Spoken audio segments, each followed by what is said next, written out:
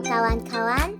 Selamat datang ke kelas Bahasa Mandarin Mimi. Saya guru anda, Mimi. Pernah tak anda nampak tulisan Cina dan terfikir macam mana nak sebut benda ni? Karakter Cina tak guna huruf A, B, C.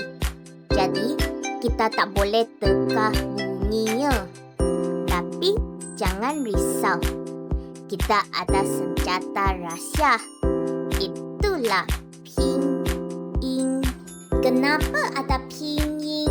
Sebab di China ada 56 kumpulan etnik dan banyak dialek yang berbeza.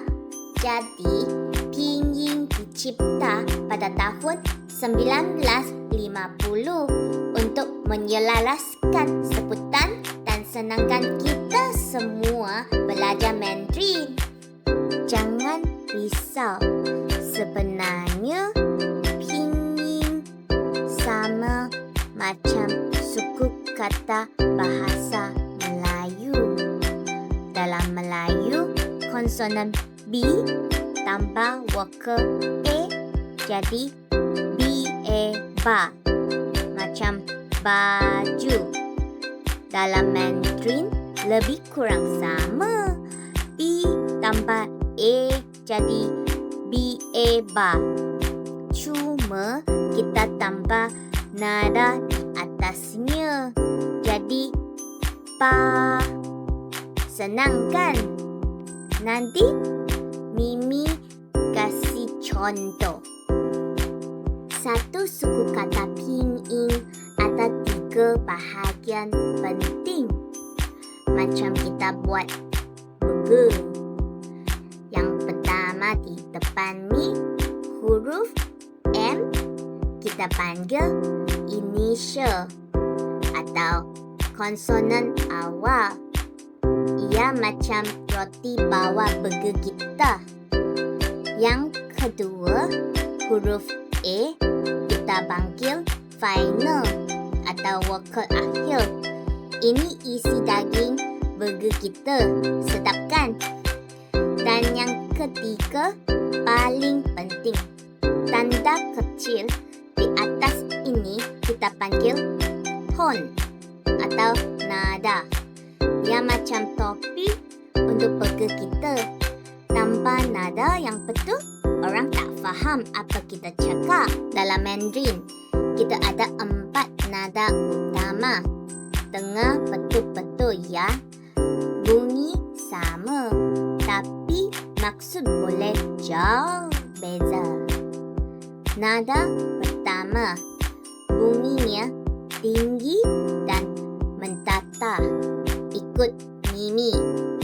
Ma. Maksudnya ibu ataupun mak. Nada kedua, bunyinya naik ke atas. Macam kita tanya soalan. Ha? Ikut Mimi. Ma. Ikut Mimi. Ma. Maksudnya Rami ataupun him. Nada ketiga, bunyinya turun ke bawah dulu. Lepas tu naik balik. Ikut Mimi. Mak. Mak. Maksudnya kuda. Nada keempat, bunyinya pendek dan jatuh ke bawah dengan kuat. Macam kita marah. Ikut Mimi. Mak. Maksudnya marah. Kalau nak marah orang, guna ni. Ma. Mari kita ulang kaji pantas. Ikut Mimi sekali lagi. Ma. Ma. Ma. Ma. Ingat ya kawan-kawan, nada beza, maksud pun beza. Jangan tersalah sebut. Sekarang, masa untuk kuis. Jom ujian telinga kawan-kawan Mimi. Mimi akan sebut. Kawan-kawan teka maksudnya ya. Cuba dengar. Ma. Ma. Apakah maksud? 3, 2, 1. Betul. Maksudnya kuda. Pandainya kawan-kawan Mimi ni. Hari ini kita dah belajar asas pinyin. Ada initial, final dan 4 nada. Ingat ya, salah nada, salah maksud.